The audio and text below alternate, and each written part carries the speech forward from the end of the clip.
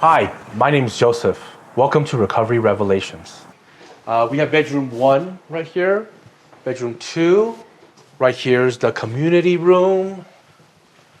This is where they just relax. We have some groups here once in a while. This is our laundry room and our gym. They work out, release some of their stresses. This is where I hope one day we'll be able to create, more jobs for our clients. We feed this steel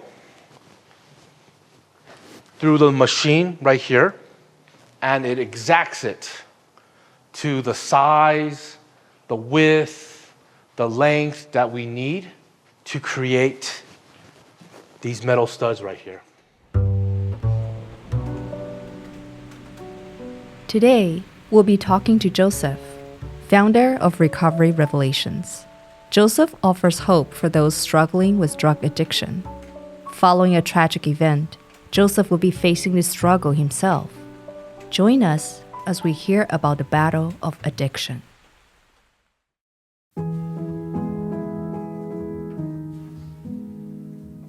I was on probation for quite some time, and every month I would have to check in with the judge. And I remember this one day when I pretty much gave up. I was very honest with the judge. Judge, I'm using drugs. You can take me to jail. You can do whatever you want to do. And this judge, instead of violating me for my probation and putting me in jail, he said, I want you to report to me in 2 weeks. I want you to go to rehab.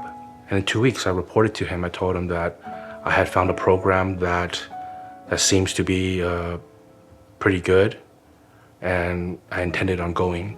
When I was in rehab, I saw many things. God opened my eyes, and He put it in my heart to open up a treatment center. They basically gave us a food stamp card every week, and we were supposed to figure things out on our own. And so sitting there, I was like, this can't be what rehab is supposed to be. And I started having that conversation in my head a lot. Well, if I had a rehab, I'd make sure that clients would never have to worry about food. Now, if I ran a rehab, I would make sure that if anybody ever needed to talk to somebody, they would have an access to a counselor or a therapist. When I was sitting in my room, alone in prayer, I literally asked God, give me a vision, give me a burden, give me a revelation. And it was at that time, I think I knew if I were to open a treatment center, I was going to call it Recovery Revelations, because this was the revelation that I received when I was in recovery.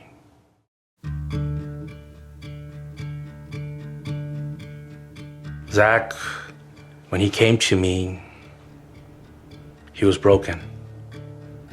He was out there on the streets. He was using a lot of drugs. At that time, we were still, remodeling the house. We were still working on a lot of the initial, applications and paperwork, and it was still just coming together. So I had a bed, and I had food in the fridge, and I told him, come in and stay and get better. We were eating out a lot, pizzas and burgers and, just a lot of takeout food. And he came to me and he said, I can cook. And I didn't believe him at first, because everyone says they can cook, but rarely that's the case. And I said, okay, well, show me. And we went to the grocery store, got some food, got some ingredients, and he whipped up dinner. Roasted chicken with some vegetables and potatoes, rice. No, not rice, quinoa. That's what he loved to use. And by God, he could cook. I told him, Zach, come on and be our chef. We started putting together a menu for Recovery Revelations. And Zach, he did a great job. He killed it.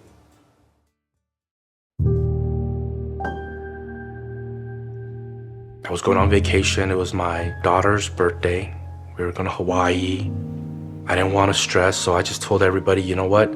Let's take a week off. And Zach, he said, he didn't really want to go home for Thanksgiving. He wanted to just stick around.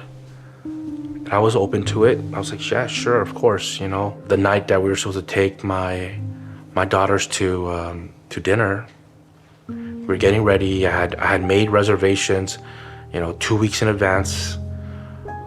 It was supposed to be some, 5-star Michelin, restaurant, and so it was a big deal. I put a lot of thought into it, and as we were leaving the hotel, I received a phone call from one of my partners, and he was telling me to look at the cameras, and I didn't quite understand. I'm like, why do I want to look at the cameras for? I'm on the way to dinner. He said, no, you have to look at the cameras. And so I turned on my surveillance app and I was looking at the cameras, and immediately I saw that there were paramedics and police and the fire department were outside of my facility. And so I kept calling the office, I kept calling Zach, I kept calling anybody and everybody that I could to find out what was happening, until finally the house phone picked up and it was his friend, and she told me that Zach shot himself. And I kept asking her, I was like, no, come on, shut up, what really happened? And she's just crying and saying that Zach shot himself.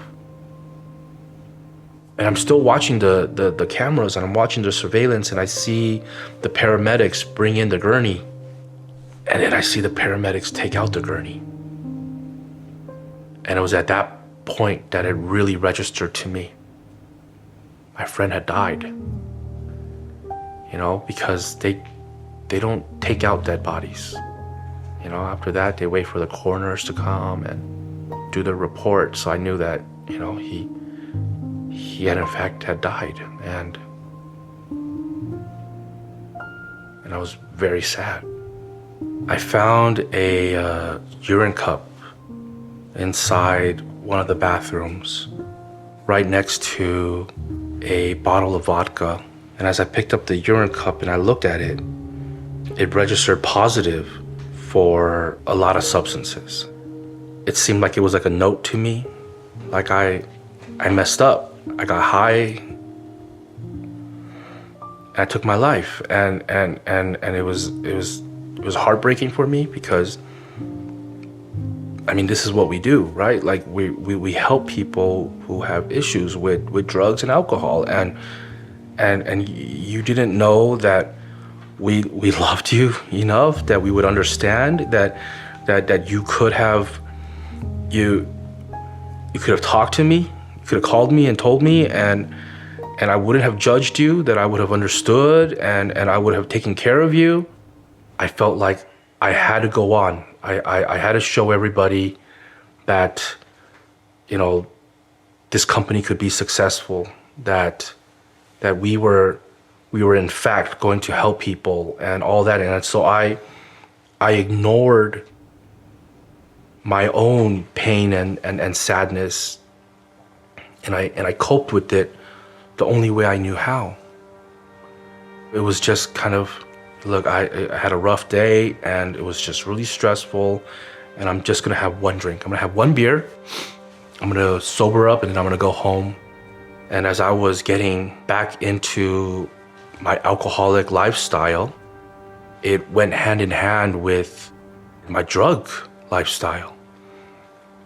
I was losing sight of what I was supposed to be doing, and I was just drowning in my addiction again.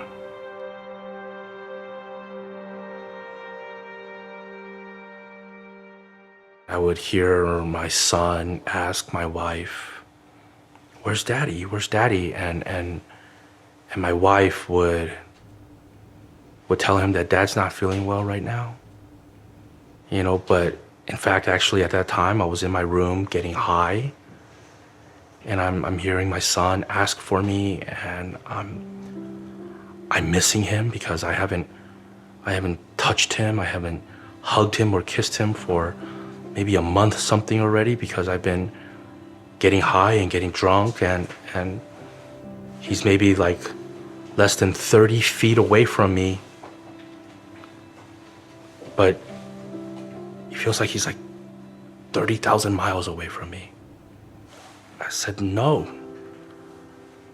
I'm not going to do this. You know, like I grew up without a dad in my life, and I wasn't going to do that to my kids. You know, I had to have that conversation with my daughters and tell them that dad is really, really sick, but not the kind of sick that they're thinking about. Right? That I'm a drug addict, and I was so sorry to them. I was like, I'm sorry for doing this to our family, and I'm gonna go get help. The first stage is what they call detox and residential therapy. This is a time for the individual to get weaned off of the drugs that they were using. After you finish detox, you're probably looking at another 2 to 3 weeks to a month of acclimating to your sobriety now, because, okay, you're not feeling withdrawals anymore, but you're still feeling very displaced. The next stage is what we call outpatient. That's when this individual will go live at a sober living environment while still staying very connected with the community, attending groups and sessions to help them get to that next stage, depending on what is it you're trying to do. I'm trying to get a job. I'm trying to go back to school. I'm trying to just fulfill this so I could be reunited with my kids. I still continue to work on my recovery every day. There's not a day goes by that I don't do something or implement something to either strengthen my sobriety or to maintain and sustain my sobriety.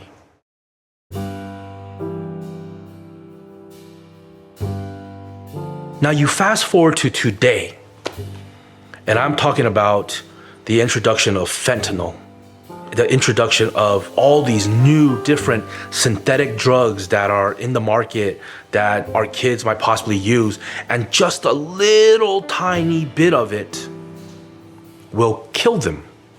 This is 100% spiritual warfare. This is trying to kill and corrupt God's children. We need to pray as a community. We need to ask God for a solution. We got to work together to love on one another, not to despise or judge somebody who is in active addiction, but to help them to understand what they're going through. If you are struggling with addiction, or a family member or one of your friends is struggling with this problem, my best advice to you is don't hide from it. Don't try to sweep it under the rug. Addiction is like a bacteria, it's like a germ, and you have to bring it into the light, or else it's just going to stay there and fester, and the problem will just get bigger. I pray that God would impart His love in anybody who's dealing with someone who is going through these trials, and that God would pour His Spirit in anybody who is actually in active addiction, so that they can just have that moment where they have an opportunity to turn back, to speak up, to reach out, to ask for help.